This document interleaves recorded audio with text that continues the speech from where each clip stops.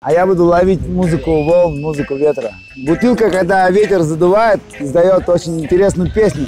А когда делаешь глоток, нота чуть-чуть октаву меняет. Знакомьтесь, это Вова Ветер, самый безумный горнолыжник России. Приготовьте чай, печенье, а может быть и что-нибудь покрепче, потому что с Вовой мы не только опасно покатаемся для окружающих, но и конкретно улетим.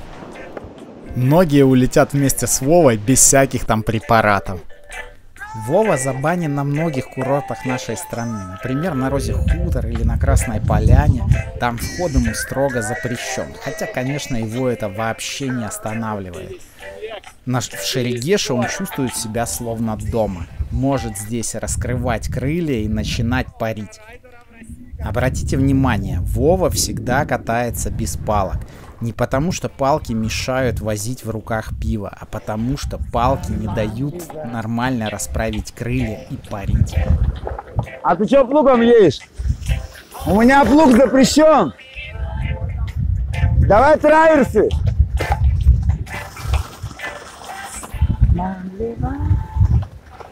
Ну, на всякий случай я парашют взял с собой.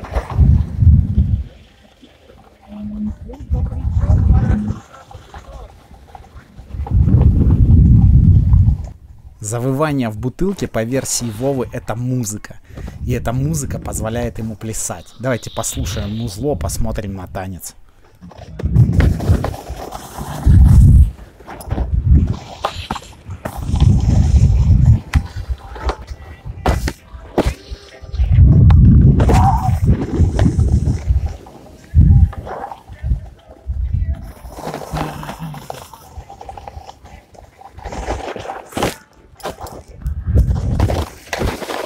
Люди рядом с Вовой делятся на две категории. Одна — те, кто прячутся от него подальше, чтобы не пострадать. И вторая — кто присоединяется к его бешеным безумным танцам.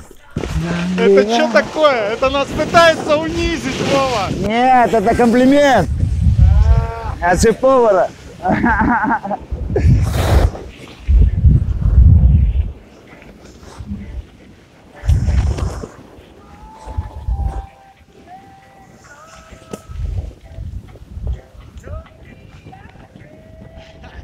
Только Вова выходит на склон, как сразу подтягиваются пацаны.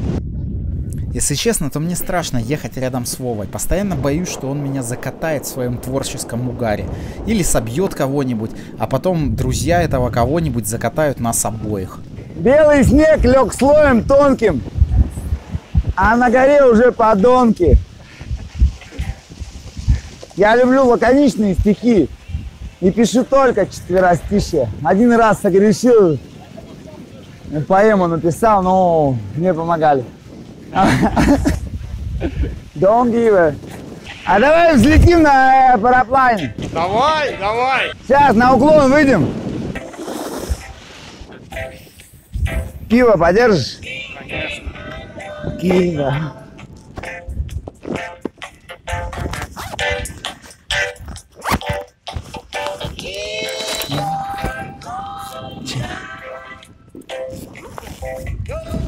Вов, где будешь садиться внизу, на поляне там? По обстоятельствам. У тебя мой телефон, я просто боюсь, что ты улетишь вместе с ним. Ну я улечу вместе с ним, но мы встретимся. Подгузники. Размер Чак Норрис. Гузника на параплане вообще никуда. Это не параплан, это спидрайдинг. Вова, ничего, что тут ветер. Вероятность взлета 38%. Попутный ветер. В парапланеризме это означает никак, но в моем случае можно. Попробуем. Друган, поможешь? Юрий Филиппович может помочь, только он с учениками, наверное. Ты чего опять придумал? Взлетать буду. Местная легенда: Юрий Филиппович переучивает хулиганов горнолыжников. Когда он надевает шапку, другие люди умирают от холода. Хулиганить опять начинаешь? Ты нас не отвлекаем, у нас своя программа. Все, ладно. Счастья, Давай, любви. Невозможно. Стропы запутанные. Ветер усилился. Смотри, как стропы запутались. Отвратительно. Их без пиво, по-моему, не распутать, да? Ну, пиво-то у тебя, да, конечно. Значит, распутаем. Все, не выпей. Сука, опять штиль. Вова, а когда ты летать начал? Мне кажется, во снах в детстве все начали летать. Я просто не поверил в то, что есть реальность, ну, в которой некоторый момент. Но мне еще повезло, может быть, я аутистом родился, видишь. А еще мне нравилось тогда, когда говорят, что это сделать невозможно. Мне обязательно хотелось это сделать. Вова, кличка Вертолет откуда взялась? Это не вертолет, а ветролет. А, Ветролет. Конечно. Да. Это не кличка, это ник в Инстаграме.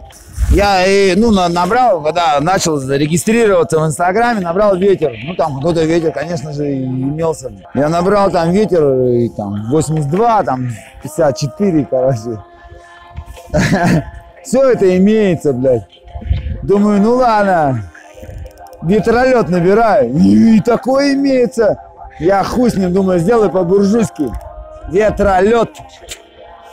С 2 Т. И мне повезло не набирать 3 Т. Вов, много людей еще спидфлайингом в России занимаются? У меня же память дырявая, поэтому я не знаком. Я даже не знаю, как тебя зовут, прикинь. Потому что ты можешь завтра передумать, а я же не знаю, что ты передумал. Поэтому, чтобы узнать имя человека, надо понять его фантазию, пережить какой-то, адреналиновый трип вместе. Тогда я узнаю человека и запоминаю имя. Пиво мы не забыли? Нет, в кармане. Пойдем искать ротор, чтобы взлететь.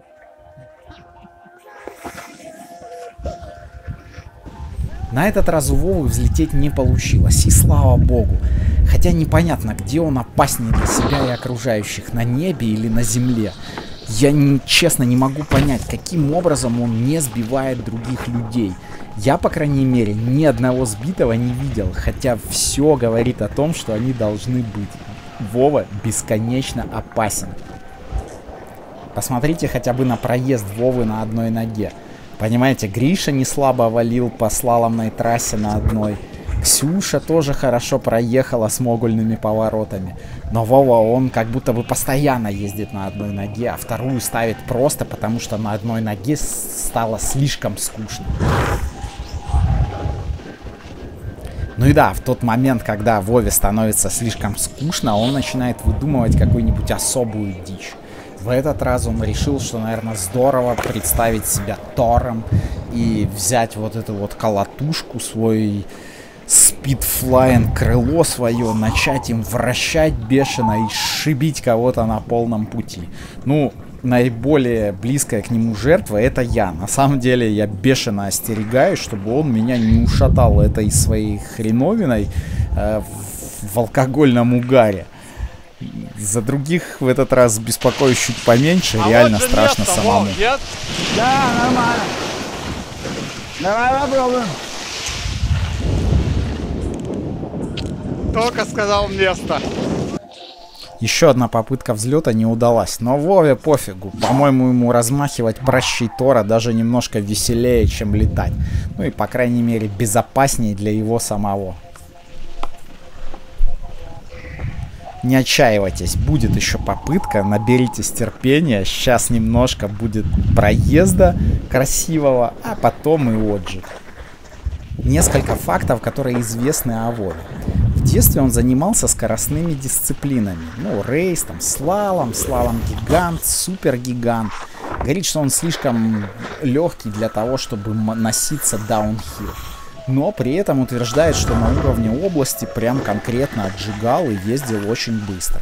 Ни одного раза я не видел Вову трезвым на горнолыжном склоне. Ну, может, он, конечно, трезвым выглядит, как будто бы слегка навеселе.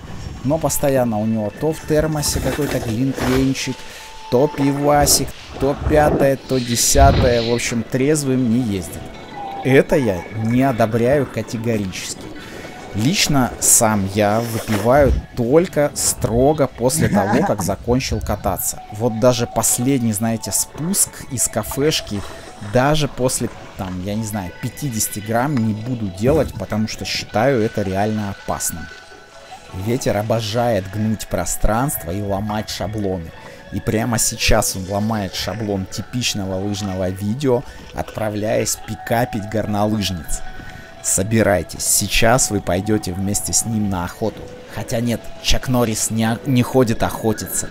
Чак Норрис ходит убивать. Именно так говорит Вова.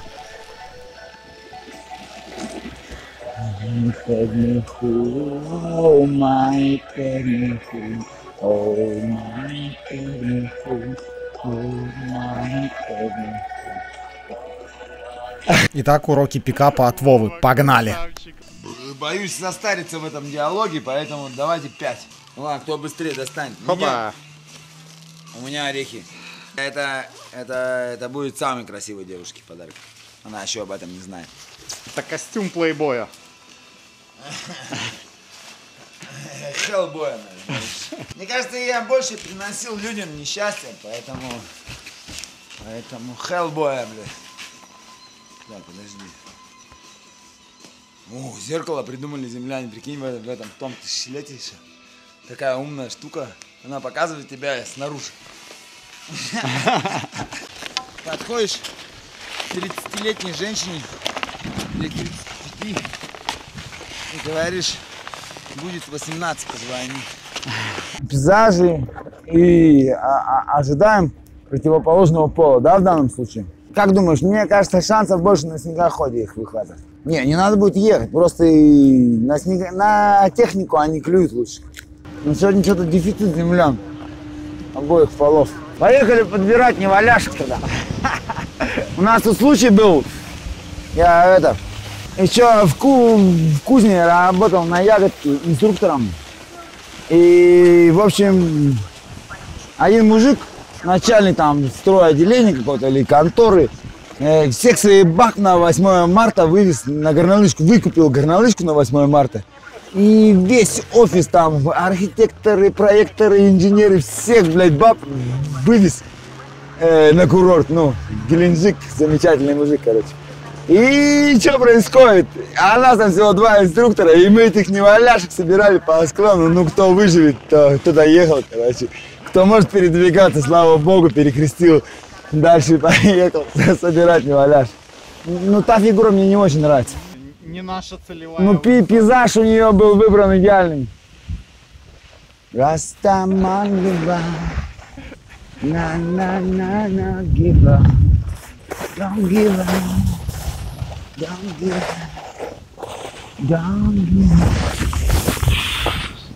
don't give up, da. Yeah, Rastамангива.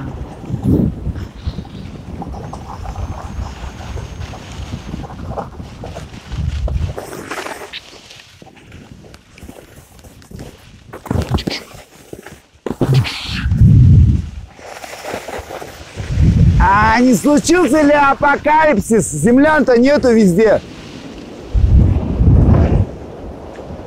Куда все делись?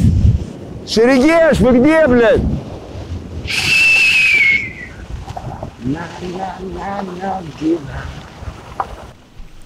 Что-то как-то с пикапом у нас не задалось. То ли самки инстинктивно чувствуют, что я женат, то ли шоколадки Аленки какие-то сейчас не те, и даже 5 штук их не помогает, то ли действительно случился апокалипсис. Носимся с Вовой по склону из стороны в сторону. Но не встречаем не то, что прекрасную эльфийку, даже бородатую самку гнома пока не видно. Ну, наверное, надо отправиться в лес, может там нам повезет больше. А у тебя есть годные советы по пикапу на горнолыжном склоне? Напиши их в комментариях. Интернет ждет. Вова ездит вверх по склону. Не так, как все.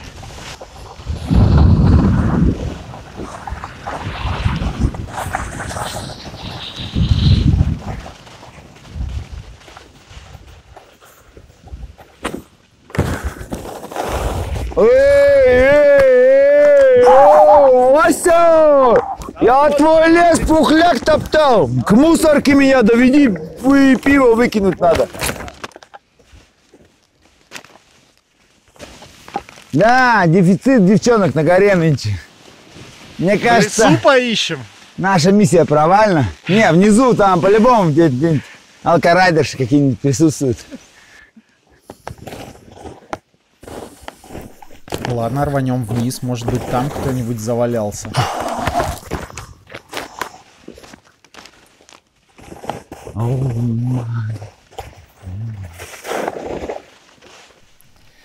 Вова не просто так разворачивается в свич. Это он как истребитель крутит головой на все 360 градусов в поисках жертвы.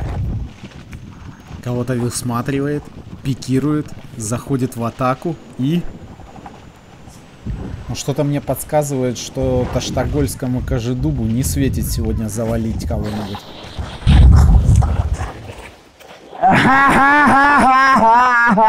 Вова без шапки. 33-я голова слетела.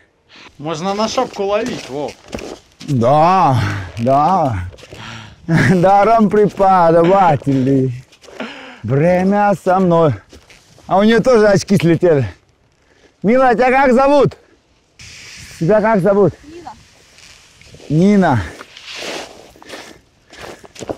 И я смотрел советское кино, и после этого слова Нина сказали, ну и дура, говорит. Федя. Федя. Прости, Нина, блин. Так, надо отметить, что ездить в свече у Вовы получается гораздо лучше, чем пикапить.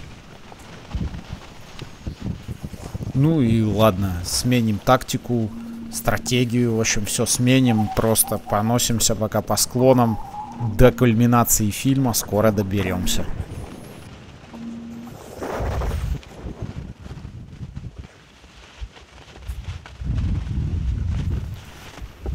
Охота на человеческих самок не удалась, поэтому Вова решает поохотиться на второго пилота.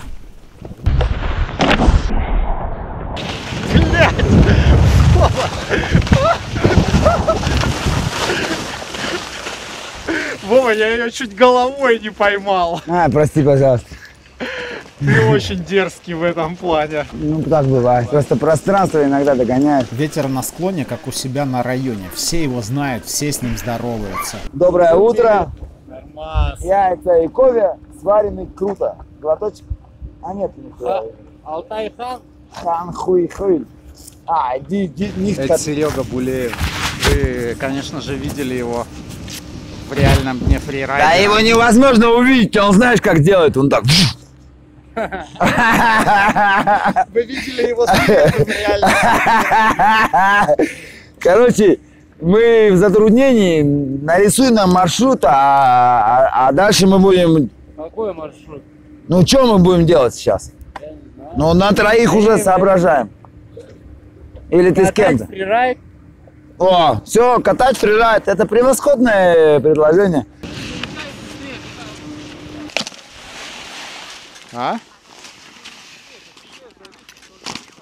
Че, будешь раскладываться? Да.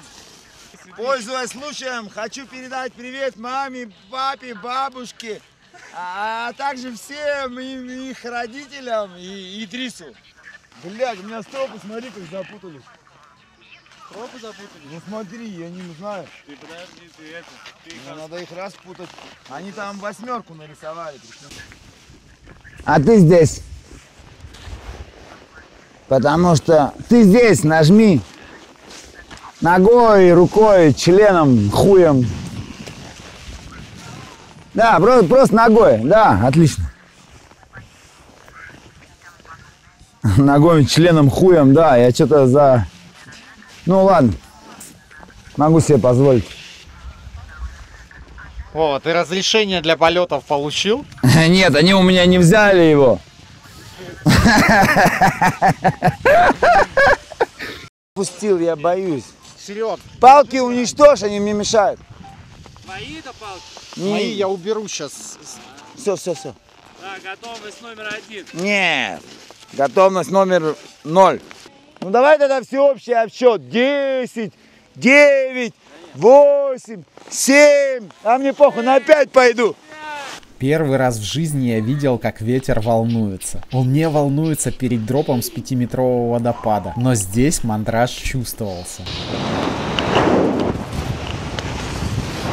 Дружище, если ты досмотрел фильм до этого момента, то наверняка готов поделиться им с друзьями. Им ведь тоже интересно, как Вова катает, летает, пикапит. И увидимся в следующих выпусках. А если тебе интересно, на каких лыжах катал Вова, я или другие райдеры в моих видосах, не забывай заглядывать на каналчик обзоров. Там про горные лыжи, туристское снаряжение, ссылочка в описании. Money Pedman Who. Oh, Money Pedman Who. Oh, Money Pedman Who.